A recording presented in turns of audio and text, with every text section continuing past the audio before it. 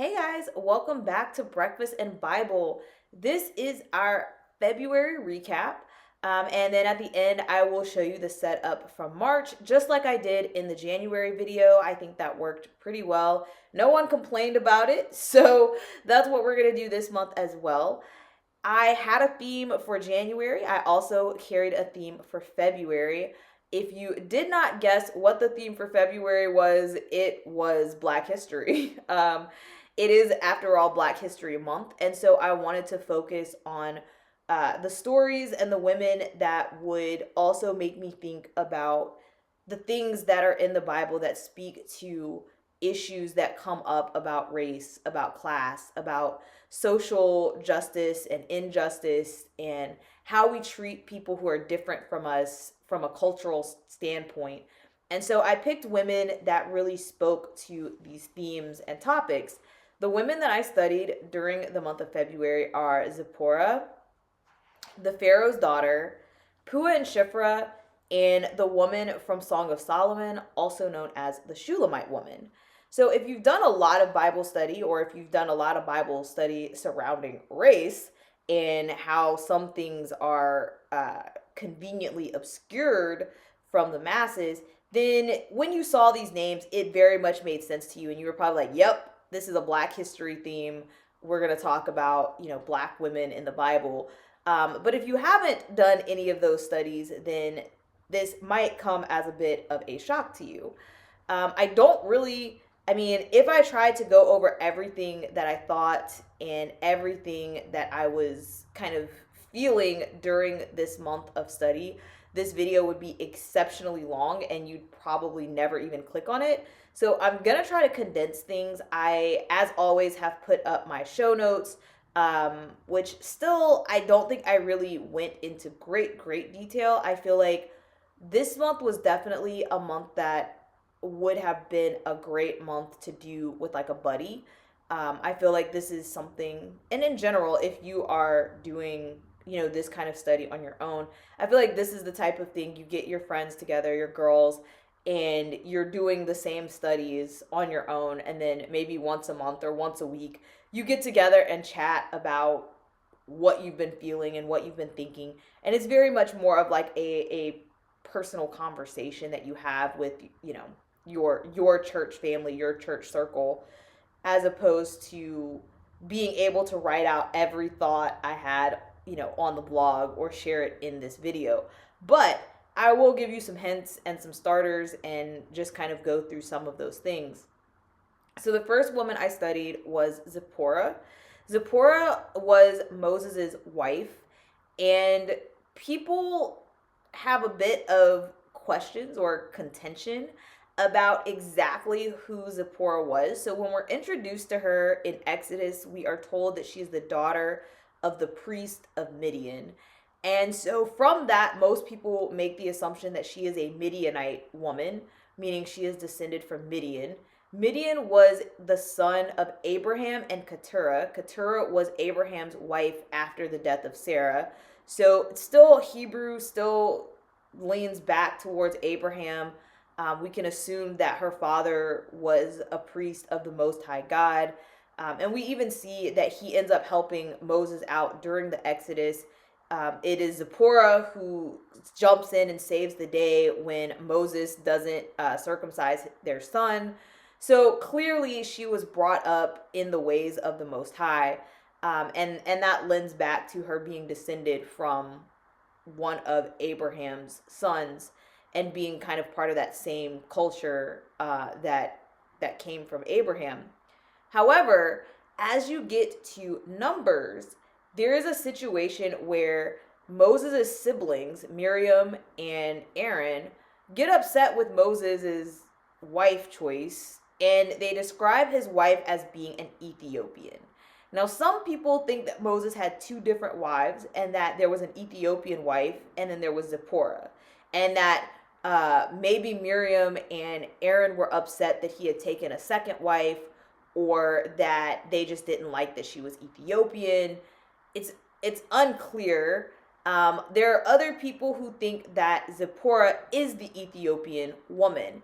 if you look at a map, where Midian would have been and where Ethiopia were are not super, super far in the grand scheme of things compared to like Israel and Egypt. They're in the same general region. So it's very possible that one, like her father could have been Midianite and her mother could have been Ethiopian. Also could have been the reverse. It does not necessarily say that her father is a Midianite. It just says that he was the priest of Midian. So it's also possible that her whole family could have been Ethiopian living in Midian, and just became a priest in Midian. In the New Testament, we'll see that one of the first converts is an Ethiopian man who is already a believer in the Most High God. So we know that Ethiopia was worshiping God. And even to this day, Ethiopia has one of the oldest Christian churches in the world as well. So that region was intrinsically tied to, the Hebrews and the Israelites.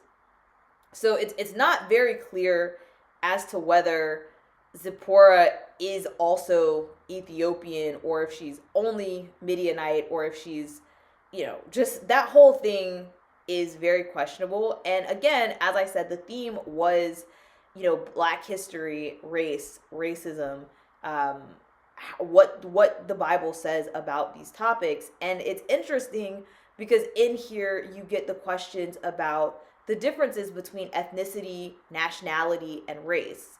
For instance, I am Black. My ancestry is African American, I guess. I am an American citizen. All of my family has been in America for as long as I know. Right? But that doesn't necessarily have to be my story. Like, you could see me. I don't look that much different than people from other countries. I could be from Jamaica. I could be from Canada. I could be from South America. I could be Latina. There are lots of different cultures that could also be tied into my identity. And this is true for many of us, especially here in the United States, where you have people from various walks of life. We're all American, but we may have different cultural backgrounds. We might have different ancestry. And this is all happening here with the question of who exactly was Zipporah. And whether the woman in Numbers 12 is Zipporah, or it's a second wife that Moses took that we're never made aware of, which seems a little odd to me. But either way, the fact that his family was against this woman, the way the passage is written, it seems like the only thing we're given is that she's Ethiopian. It doesn't say Moses took a second wife and that's why they got mad because they didn't like that he had a second wife. It seems like they're upset because she's Ethiopian, and we know that the Israelites were very particular. Even though they tended to marry outside of Israel very, very frequently, they were supposed to be staying within their tribes, and there was kind of this pushback against marrying people outside of their tribes and outside of the Hebrew people. So it's possible that that animosity that Miriam showed was for the fact that the woman was Ethiopian. And of course, in return, God punishes Miriam for that, and we see God standing up for Moses and Moses' wife. So I think that goes into this theme very well. Again, Zipporah was a woman of great faith. I guess today we would call her basically like a pastor's child, but we know that she must have had some rooting, some grounding in the faith, because when we see her step in to save the family, she is the one who is aware that God is angry, and that God is angry because they did not circumcise their son. She steps up and she does this. This is one of those cases where we see a woman doing what's right, even though the man is not doing what's right. So a lot of times when we talk about being a woman of God and we talk about womanhood and Christian women, people focus on submission. They focus on, being under the husband and following the husband. And while that is a passage in, I think it's Ephesians, where it talks about wives submitting to their husbands, there are multiple examples, Zipporah being one, where they show the husband not doing the right thing. The woman knows what the right thing is, and she does the right thing, and it spares somebody's life. This is one of those examples. So that's some of the things that I took away from the story on Zipporah. I'll have all of the questions and stuff that I listed out in the blog post and some of the other things that I, added in. One thing I do want to touch on is, of course, the fact that when we look at the Bible and we look at symbolism, a woman usually is the church is always represented by a woman. And so if you're looking at a passage that deals with a woman, a lot of times I like to insert the church in that position to see, like, what would this passage say about the church if we were talking about the church instead of an actual woman. And when I did this with Zipporah, it was interesting because it could be a statement about those of us who are grafted into Israel, because she wasn't part of Israel, even if she was still a Midianite. She wasn't part of, Jacob's lineage. And I thought it was interesting because, again, she was obedient to God, but she didn't necessarily follow Moses because Moses wasn't going to circumcise their child. And so this reminds me of the fact that we have a lot of buildings, organizations, bodies of people that are following a pastor that's not actually leading them in the right direction. But the woman here, the body, the church, knew that this was the wrong direction and followed the Most High. And I think that's important as well. And of course, all of that goes back to circumcision, and that tied me back into like circumcision of the heart and thoughts around the fact that all of Abraham's descendants were circumcising themselves, whether they were directly from Israel or whether they were from Abraham's other sons. And of course, that goes into these concepts when we talk about, are the rules that God set forth just for the Israelites, or are they for everyone? So that was kind of what I thought about and kept in mind as I was studying Zipporah. The next person I studied was Pharaoh's daughter. Again, of the 4 women that I studied, most of them actually are all existing around the same time and are all connected to Moses, which is kind of interesting. But Pharaoh's daughter was essentially an Egyptian princess. She is, of course, Egyptian. So we're on the continent of Africa. Regardless of what Hollywood tells you, the people in Egypt were never white people. White people did end up in Egypt, Greece, Rome. They went there and basically, they kind of did the same thing that Europe did to America. But there were also Africans in that region, and there were also Arabs in that region. The Ottoman Empire also had a very strong presence at some point in history there as well. But even today, I have met Egyptian people who are roughly the same complexion that I am, and considering how much intermixing there has been with Greece and Rome and Arab nations, like, anyone who thinks that the people who were in Egypt during Moses' era were like just white people, you're crazy. Those people were brown.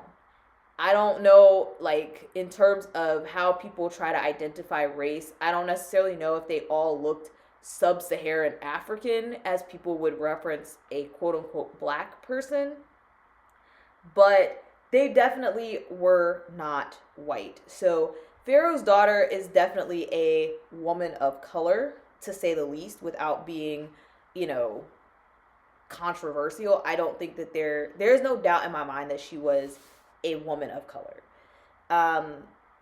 During this study, I did look into who would have been Pharaoh at the time of Moses' birth to see who would have been Pharaoh's daughter. I'm not going to get too much into that because there is no actual consensus. I know what I believe. If you read my blog post on her, you will see which way I lean. But in the grand scheme of things, I don't think that that really changes the essence of the story or what we're meant to learn and take away from the story. So I don't want to focus on that. Um, the biggest thing that I focused on while studying Pharaoh's daughter was why she chose to adopt Moses. There's an interesting way that my brain kind of processed this. So for most of my life, I've always seen Pharaoh's daughter as kind of like a revolutionary. Like she saw this baby in the Nile River and it moved her heart, and she was overcome with compassion and she wanted to take care of this baby, and so she took the baby, she saved the baby's life, and she raised him as her own. And I kind of saw it as, I guess, maybe her being a hero in a sense. That's how I definitely viewed the story. When I was reading it in February, I did stop and think about other possibilities that could be happening here. In the United States, it was very common when the United States was first settled for them to ship native children to these like homes or like, I don't know, camps. I don't know what you would call it, but kind of like a boarding school type thing. And what they wanted to do was assimilate those kids into white culture or European culture. Similar things have happened uh, across history where it's you see this even today. Many like rich, wealthy families, particularly white families, will adopt children from different countries, and most of the time they're raised with the culture of the family that has adopted them, not their culture. In fact, I have a family member who is from a different country. Her origins are from a different country. She was raised by a white family, and I don't think she actually knows a lot about the country in which her birth parents are from. I'm pretty sure she's never been to that country, and she doesn't speak that language or anything like that. Usually there's not a lot of effort given to trying to understand the culture from which the child has come from. And that has a lot to do with majority, and I mean, just in general, most of us are comfortable in our own culture, so we stay in our own culture. Um, and when you get to my majority groups, which in the case of the Bible here, the Egyptians would have been the majority group, they typically just do things their way. That's usually the easiest way, and usually their way is the quote unquote successful way in that society because they make up the majority. So one of the things that really started to come into my mind as I was reading this during Black History Month was the question of whether Pharaoh's daughter was actively teaching Moses that he was a Hebrew, whether he was learning about his culture as a Hebrew, and what kind of value was placed on that, or whether she raised him solely as an Egyptian and tried to kind of erase that identity from him. Was her motivation strictly, I can give him a better life? Was it closer to white savior mentality, like the idea of, I can save this person and he's better off with me, not because her father is a psycho who has ordered the death of all of the male Israelites, but because she actually thinks Egyptian culture is better? Or was she like a revolutionary where she was like, this is wrong, I'm gonna save this baby because all babies are babies, and I'm making a statement about injustice, and I'm gonna keep this child, and I'm gonna push back on my father's policies, etc., etc. We don't really get that kind of a look into her and to see where she's coming from. So I was reflecting on some of those ideas and thoughts as I was studying her. And of course, there are other questions like, How did she pass this baby off as hers? Again, the Hebrews and the Egyptians had to look fairly similar. If I was born and a white woman took me as her child, people would have a lot of questions about why I am brown and she is white. People would be like, where did this baby come from? Who is this baby's father? Right? So, at least for me, I could easily pass as a mixed race child, so perhaps this white woman could be my mother, but there would be so many questions. In contrast, if somebody from like Brazil or the Dominican Republic or something was passing me off as their child, no one would ask any questions whatsoever, because you look similar enough that no one would bat an eyelash. So I envisioned that the Egyptians and the Hebrews had to look similar enough that no one really questioned Pharaoh's daughter about this Hebrew baby that she was saying was her own. But there's still lots of questions. Did she have a husband? Did she have siblings? Did she already have kids? What did she tell these people? And how exactly was Moses brought up? So I was thinking about a lot of those things and asking myself, how these things fit in and how do they fit in with how we treat people today. Again, lots of stuff about differences amongst people. I guess the thing that I would hope is that she was being a bridge between people and that she was stepping outside of what even her parents were teaching her, in the sense of like prejudices and biases and racism, and she looked past that to do what was right in the moment. And that's what I took away from the story. Whether or not that's actually what she was doing or whether she was, just being selfish or something else is a whole different concept that, maybe I will be corrected in the afterlife. But for the purposes of my own everyday life, I took away the positive in it to apply to my own life. So the next group of people that I studied were Puah and Shiphrah. Technically, it's two different women, but their stories are, again, we don't learn a lot about them, and their stories are interconnected, so I decided to just study them together. Puah and Shiphrah are the midwives that Pharaoh actually instructed to kill all of the male babies. So again, like I said, same time period, same place. They are described as Hebrew women, so we know they were part of the Israelites, part of the Hebrew nation that was living there in Egypt. And they've been instructed to kill all of the male babies, but they do not. They fear the Most High and they refuse to carry out Pharaoh's orders. Now, one of the things that's interesting about Puah and Shiphrah's story is that even today, if you do any sort of research, you will see that how people, particularly women, are treated within the medical sphere is different based on race. Black women are more likely to die in childbirth. Our pain is more likely to be written off. Women in general's pain is often written off. There's a lot of studies about this and about how people perceive things differently based on the race of the woman who is in front of them. And I thought it was interesting. There are a lot of conversations now about childbirth, especially considering what's going on with the government and laws surrounding Roe versus Wade and abortion. There's, the whole pro-life versus pro-choice movements. And here we have these two women who've been told to kill all of the male children, and yet they are saving them.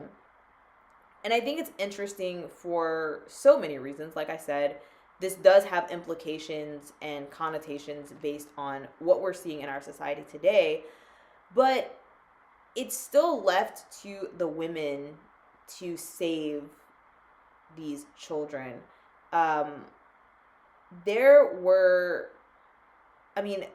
They could have just done what Pharaoh said. They chose not to. I don't know how long they were supposed to be doing this. I don't know how many other midwives there were. I don't know how long it took Pharaoh to notice that they had not done what he told them to do.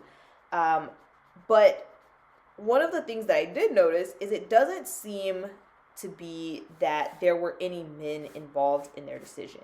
Now, I'm not saying that the men would not have saved the male babies. I'm not saying that they did nothing. It's possible the men didn't even know that this decree had been made, that the women just decided to take things into their own hands before it got that far. But I do think it's interesting to show that they clearly had some sort of autonomy. They decided to do what was right, and they were rewarded by God for doing what was right. And I think that that is an important takeaway from this. One of the things I also asked myself as I was reading about Puah and Shiphrah, number one, they are basically career women. They were midwives. That is essentially, in my mind, the same as being a nurse.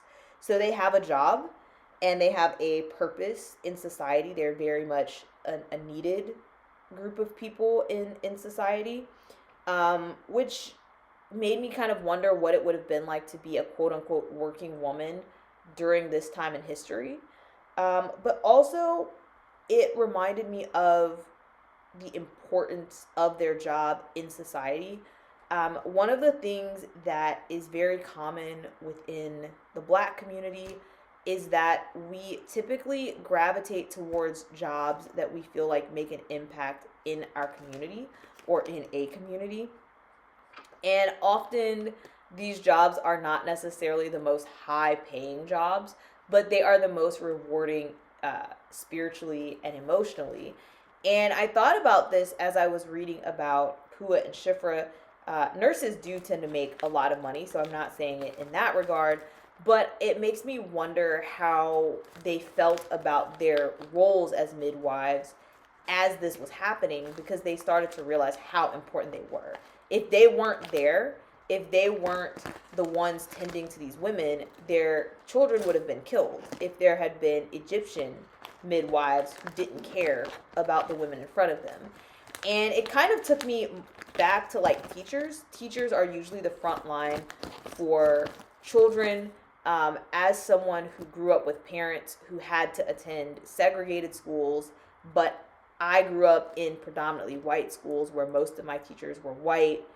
And you see the difference in having teachers who truly care about you. Not to say that a white teacher cannot care for a Black child or a Black teacher can't care for a white child.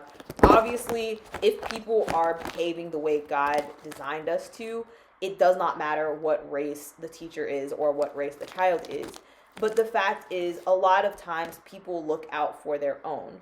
So when you grow up with teachers who look like you, there is an added benefit that typically comes from that. There is a care of that person stepping in. And I kind of see that in this situation with Puah and Shiphrah. They're looking out for their own people. They're looking out for their siblings, their nephews, their cousins, their brothers, etc., etc. And I think that, there's a lot to be gleaned from this in terms of looking out for our own people, but also, again, from pushing back against people who are doing the wrong thing. You don't have to be of the same group to stand up for a group. Like, I don't have to be Palestinian to stand up for Palestine. I don't have to be, Hispanic to stand up for Hispanic people. I don't have to be Native American or Asian or white in the case of any mistreatment of white people. But it's definitely something that is clearly seen throughout this story. And I don't know, it just made me think about like representation and that kind of a topic when dealing with other people.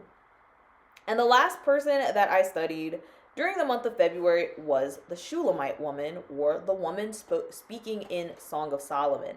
Now, Song of Solomon is probably one of the most bizarre and confusing books in the Bible, in my opinion. I have so much trouble when I read Song of Solomon, knowing whether the woman is speaking or the man is speaking. It takes a lot of focus for me to like understand what's happening. And this book, we could have gone on for days about the woman in Song of Solomon, probably, because it's a whole book talking about her, or going back and forth between her and her beloved, or her lover. I didn't focus that deeply in there. I will probably do another study on this woman at some point in the future. I just tried to hit the highlights, and because of the theme of the month, I did focus on the things that also went with the theme. In the first chapter of Song of Solomon, the woman who is speaking describes herself as dark. Depending on what translation you read, it may say black, it may say dark. I have actually found some that say tanned. And I found that very interesting because it goes back to the whitewashing of the Bible.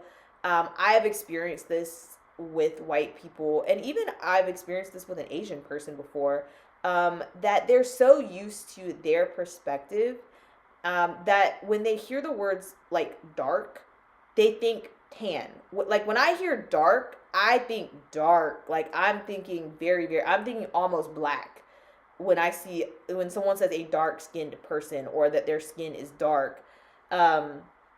And that is likely because I am a black person, and so my color range goes all the way from, the palest white people to the darkest black people, or the darkest dark people. I've seen some very dark Indian people as well. But just like when The Hunger Games came out, I read the actual novel, and Rue is described as being darker skinned. But when they cast a black actress, who's actually a light-skinned black actress, they cast her as Rue, and people lost their minds because they were like, oh, I thought that just meant tan or olive-skinned. And I'm like, it didn't say olive, it didn't say tan, it said dark. And so it's really interesting. In that passage, if you actually go and get like an interlinear Bible and you look at the words that are there in Hebrew, and you kind of do some digging, you'll see that the word that's there actually does mean dark, and it means black. She compares herself to the tents of Kedar, and those tents were black. So I don't think that she meant tan. I think she meant black. She goes on to say that she's dark because she's been working in the field, which takes us into conversations about classism as well. And so in the story of Song of Solomon, there seems to be a conversation of colorism and classism. And I say colorism over racism because it doesn't really tell us what group she's from. We don't know if she's an Israelite or if she is a foreign person. So it's very hard to say whether people are judging her because she is like drastically different. Like, for instance, Meghan Markle says that she experienced racism from the royal family in Europe. They were asking about the darkness of her baby because she is part African American and they are, of course, European. This is a race versus race issue. But within the black community, within the Hispanic community, within the Indian community, anywhere where you have a large range of skin complexions, you start to see what they call colorism, where there is preferential treatment given to people often of lighter complexion than darker complexion, or there's a difference in how people are treated or how they are viewed.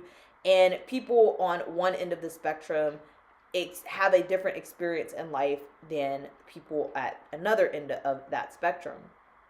And that is a very big conversation that cannot be condensed into a short episode. But it definitely is showing itself here in these first couple of verses of Song of Solomon, because we see that she is being treated differently because of the color of her skin, whether it is all the way out racism or whether it is colorism and she is, of the same race as the people who are treating her differently. But it also ties into classism. In many regards, colorism and classism are kind of combined a lot of times. So depending on where in history you are and where in the world you are, this colorism, like in the United States, a lot of this is tied to slavery and racism, and there's a very different conversation and nuance that goes along with it.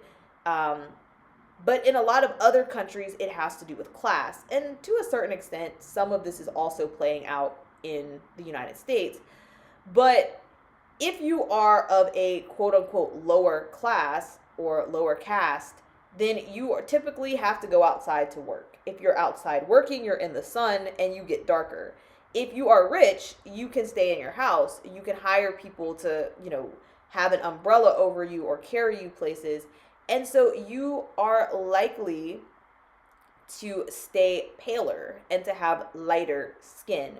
So in any society, the lighter people are typically the richer people, and the darker people are usually the poor people. It is a signifier of wealth.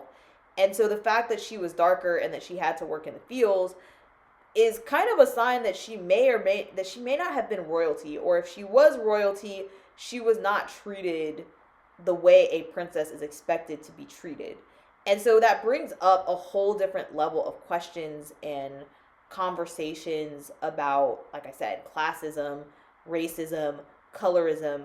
Those are some of the things that I was thinking about while reading Song of Solomon.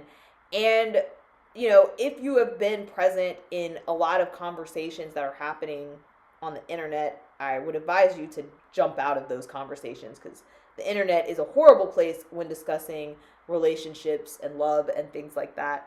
But I did want to point out that she is clearly being loved. She is clearly seen as being beautiful. And she's relishing in this love and this warmth that she's receiving. And she's calling out the fact that people are treating her differently outside of this union because of her complexion, because of her background. And so it's definitely a statement that no matter what your color is, no matter what your economic background is, you're still deserving of love. You're still deserving of that wonderful experience, that you're still beautiful, etc., etc. And I thought that was a beautiful thing to focus in on from this story. Like I said, there's a lot more in all of these. If you look at my posts, you'll see where I started asking questions, like, for instance, with the woman from Song of Solomon, like, could she possibly also be the Proverbs 31 woman? There were a couple of similarities I saw and things like that. Like, there's just a lot of information here that I can't really dive into all of it at one time. Unless I was doing, like I said, the weekly episodes, but those are just really hard to film. So that's why I've been recapping and doing these types of episodes. But anyway, that is what I studied in the month of February. I really enjoyed it.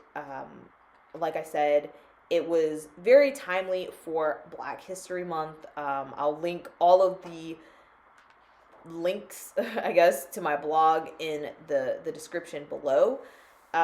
For March, I have a new theme. I will tell you, of course, who I am studying, and you can try to guess the theme that I will reveal during the March recap. But I broke March into 5 weeks, since it is a 31-day month, and that last week is only going to have one day from April in it, so I just stuck them all in March. And I am choosing to study Athaliah, Jehoshaphat, Delilah, Jael, and the daughters of Zelophehad. So that's going to be an interesting month. I hope you will tune in and enjoy it. And yeah, let me know what you guys think in the comments. Let me know who you are studying, or if you have any requests of who to study. And I will talk to you guys soon.